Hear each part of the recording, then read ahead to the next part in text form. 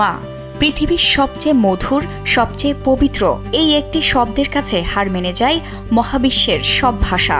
আজ 10 মে, বিশ্ব মা দিবস।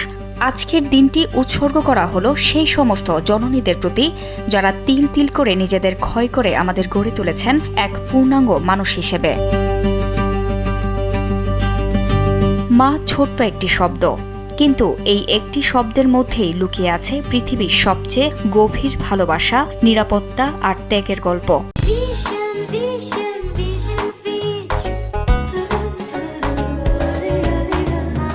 জন্মের পর থেকে জীবনের প্রতিটি ধাপে যিনি নিঃস্বার্থভাবে পাশে থাকেন তিনিই মা। মা তো মাই হয়।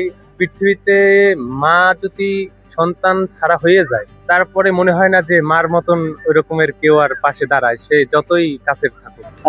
মায়ের কাছে অনেক আবদার থাকে, কিন্তু মায়ের কোনো আবদারই ওরকম ভাবে পূরণ করা হয় নাই। কিন্তু কিছুদিন আগে মা অসুস্থ ছিল, নিজের ইনকামের টাকায় মাকে চিকিৎসা করাইতে পারছে, এটা আমার কাছে খুব ভালো লেগেছে।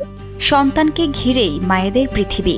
একজন নারী মা হওয়ার মধ্য দিয়েই জীবনের সবচেয়ে বড় পূর্ণতা খুঁজে পান। ও হইছে আমার পৃথিবীর সব সুখের চাইতে, ও হইছে সবচাইতে আমার কাছে সুখ। আর ও আমাকে যখন মা ডাকে তখন আমি অনেক বেশি আনন্দ পাই আর অনেক হ্যাপি হয়ে যাই। বিশ্ব মা দিবস উপলক্ষে নানা বয়সী মানুষ মায়ের প্রতি ভালোবাসা ও কৃতজ্ঞতা প্রকাশ করছেন। সামাজিক যোগাযোগ মাধ্যম থেকে শুরু করে পরিবার সবখানেই মাকে ঘিরে আবেগ আর স্মৃতিচারণায় মেতেছেন অনেকে। যখন মা অসুস্থ ছিল হসপিটালে বেডে, এক পর্যায়ে যখন বুঝতে পারছি যে মা হয়তো আর বাঁচবে না, ওই অসুস্থ অবস্থায় মায়ের ক্যানোলা ফোড়া হাত ধরে বলছি, মা তোমাকে অনেক ভালোবাসি।